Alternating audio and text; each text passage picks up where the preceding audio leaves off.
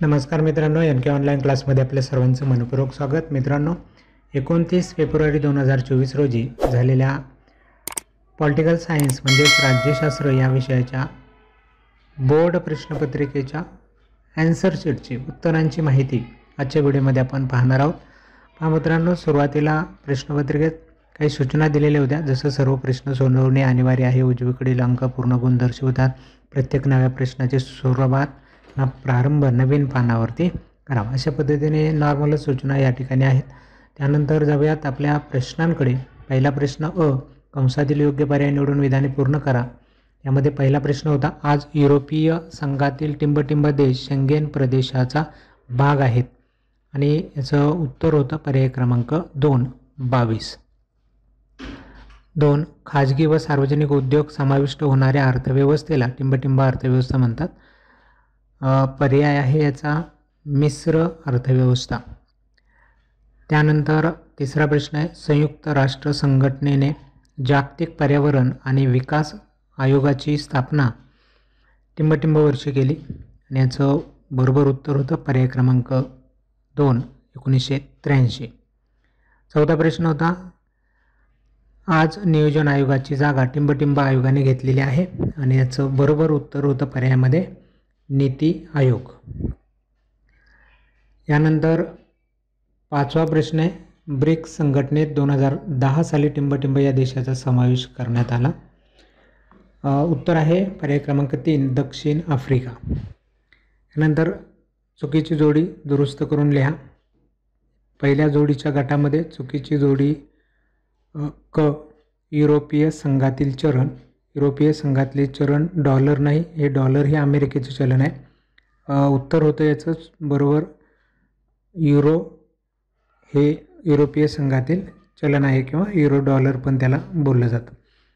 त्यानंतर दुसरं आहे, भारतात चुकीची जोडी, भारतात प्रौढ मताधिकार 20 वर्ष पूर्ण असं दिलेलं आहे. ही चुकीची जोडी आहे. भारतात प्रौढ मतदाराचा जो अधिकार आहे तो 18 वर्ष पूर्ण झाल्यानंतर मिळतो. त्यानंतर 3 आहे, कामगार संघटना. चुकीची जोडी आहे, कामगार संघटना राजकीय संस्था म्हटले कामगार संघटनेला. ही राजकीय संस्था नसतात, तर ह्या बिगर राजकीय संस्था असतात, किंवा त्याला नागरी समाज असं देखील पुस्तकामध्ये शब्द आपल्याला दिसतो. त्यानंतर क दिलेल्या पर्यायांपैकी योग्य पर्याय निवडून विधाने पूर्ण करा. पहिला प्रश्न, आंतरराष्ट्रीय आर्थिक संबंधात वाढ झाली कारण. पर्याय आहे पर्याय क्रमांक जागतिकीकरणाचा प्रसार झाला, त्यामुळे आंतरराष्ट्रीय आर्थिक संबंधात वाढ झालेली आहे. दुसरं आहे, भारतात नियोजन आयोगाची स्थापना करण्यात आली कारण. उत्तर आहे त्याचं पर्याय क्रमांक क जनतेचे राहणीमान सुधारणे व सर्वांगीण विकास घडवून आणणे, त्यासाठी नियोजन आयोगाची स्थापना करण्यात आली होती. त्यानंतर 3 युनिलिव्हर ही एक ट्रान्स नॅशनल कंपनी आहे कारण. याचं बरोबर उत्तर होतं पर्याय क्रमांक ती कोणत्याही एका राष्ट्राला बाधील नाही आहे. त्यानंतर 4 प्रादेशिकवादाचा विकास झाला कारण. पर्याय क्रमांक ब बहुध्रुवीय जागतिक अर्थव्यवस्था अस्तित्वात आली. त्यानंतर नेक्स्ट प्रश्न आहे, ड दिलेल्या विधानांसाठी समर्पक संकल्पना लिहा. पहिलं होतं, जेव्हा एक देश इतर देशांवर लष्करी बळाच्या वापराशिवाय प्रभाव पाडतो त्याला सॉफ्ट पॉवर असं म्हटलं जातं. संकल्पना आहे सॉफ्ट पॉवर. दुसरा आहे, जास्त उत्पन्न देणाऱ्या जातीच्या बियाण्यांचा विकास, सिंचन पद्धतींचा विस्तार करणं, याला शब्द वापरला जातो हरित क्रांती. त्यानंतर 3 राजकीय खात्यातील अधिकाऱ्यांच्या विरोधातील तक्रारीची चौकशी करणारी व्यक्ती, त्याला शासकीय. पहा या ठिकाणी हा महत्त्वाचा शब्द आहे, शासकीय खात्यातील अधिकाऱ्यांच्या विरोधातील तक्रारीची चौकशी करते त्याला आपण काय म्हणतो, लोकपाल किंवा लोकायुक्त. ते शासकीय खात्यांमधल्याच अधिकाऱ्यांची चौकशी करतात. त्यानंतर जगातील इतर देशांशी संबंधित प्रस्थापित करणं, त्याला परराष्ट्र धोरण म्हटलं जातं. जगातील इतर देशांशी संबंध प्रस्थापित करायचे. त्यानंतर ई गटातनं बसणारा शब्द ओळखा. यामध्ये पहिल्या प्रश्नाचं उत्तर येईल डॉक्टर बाबासाहेब आंबेडकर, कारण हे सगळे पंतप्रधान आहेत, होऊन गेलेले किंवा नरेंद्र मोदी सध्या आहेत. 2 आंतरराष्ट्रीय नाणेनिधी, आशियाई विकास बँक, जागतिक बँक, महाराष्ट्र बँक. गटातनं बसणारा शब्द येणार आहे महाराष्ट्र बँक. 3 हवामान बदल, जंगलतोड, प्रदूषण, राजकीय पक्ष. यामध्ये राजकीय पक्ष गटातनं बसणारा शब्द आहे.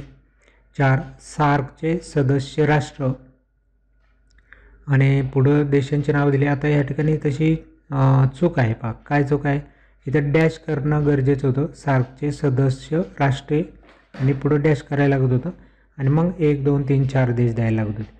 इथं कॉमा केल्यामुळं काही विद्यार्थ्यांना वाटतं की हा पर्याय आहे, बरोबर ना. थोडंसं इथं फॉल्ट होऊ शकतो, पण पाहूया. चला पुढं काय आहे. कोणता देश सार्कचं संघटना नाही आहे, सदस्य नाही, चीन. त्यानंतर प्रश्न दुसरा, खालील संकल्पना चित्र पूर्ण करा. संयुक्त राष्ट्राद्वारा आयोजित पर्यावरणविषयक परिषदा झालेल्या आहेत. तर इथं त्यांचे साल दिले, त्या साली कोणती परिषद झाली, कोणत्या नावाने ती होती, तर ते नाव आपल्याला सांगायची होती. सुरुवात करूयात आपण 1972 पासून. 1972मध्ये जी परिषद झाली सुरुवातीला ती स्टॉकहोम परिषद होती.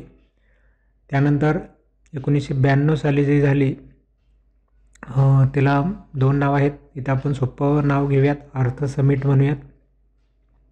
त्यानंतर 2002 साली जोहान्सबर्ग समिट झालेली आहे आणि 2012 साली रिओ अर्थ समिट. यानंतर आहे खालील नकाशाचे निरीक्षण करून पुढील प्रश्नांची उत्तर लिहा. हा महत्त्वाचा प्रश्न मी सांगितला होता की सगळ्यांना मार्क मिळून देणारा. युरोपियन युनियनमधील युरोझोनचे सदस्य आपल्याला दिलेले होते आणि वेगवेगळ्या कलरने. तर इथं तुम्हाला कलर वापरून विचार करायचा होता, कलरनुसार, आणि त्यांची नावं लिहायची होती. तर इथं युरोपियन युनियनमधील युरोझोनचे सदस्य असलेल्या कोणत्याही 3 देशांची नावं विचारली होती. पहा नावं लिहिताना मी म्हटलं होतं तुम्हाला की फक्त 3 विचारलेत म्हणून तिघांचीच नावं नाही लिहायची.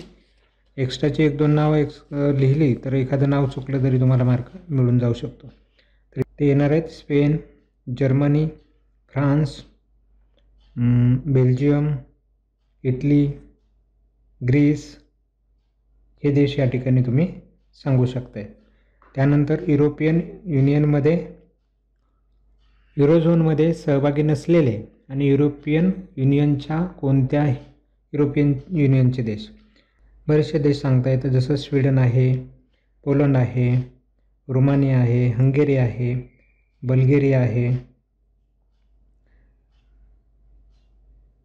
तर असे देश या ठिकाणी आपल्याला दिसत आहेत, ते युरोझोनमध्ये सहभागी नसलेले युरोपियन देश आहेत.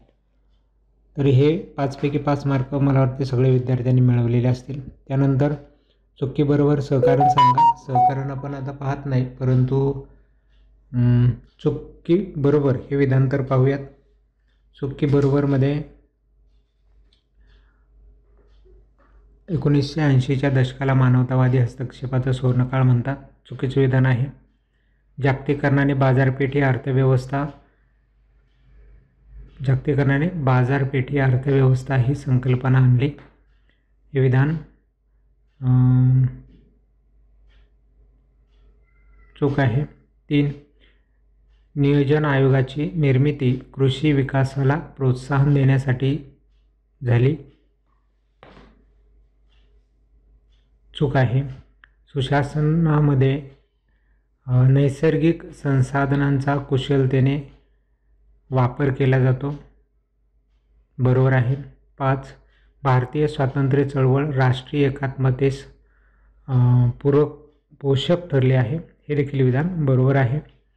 लोकायुक्त राजकीय कार्यकारी प्रमुखांविरोधात चौकशी करू शकतात. हे विधान चूक आहे. याच्या आधीच आपला एक प्रश्न येऊन गेला पहा. मी म्हटलं होतं लोकायुक्त कोणाची चौकशी करतात? शासकीय कार्यकारी अधिकाऱ्यांची. राजकीय कार्यकारी अधिकाऱ्यांची ते चौकशी करत नाहीत. त्यामुळे हे विधान चूक आहे. राष्ट्रीय एकात्मता प्रस्थापित करण्यासाठी लोकशाही आवश्यक आहे. हे विधान बरोबर आहे. अशा प्रकारे मित्रांनो ही काही आन्सर होती. यानंतर जेव्हा आन्सर शीट येतील बोर्डाच्या त्यानंतर आपण परफेक्ट आन्सर कोणती आणि कशा पद्धतीने उत्तरं आवश्यक होती याविषयीची माहिती अभ्यासणार आहोत. चला तर मग भेटूया पुढच्या नवीन व्हिडिओ.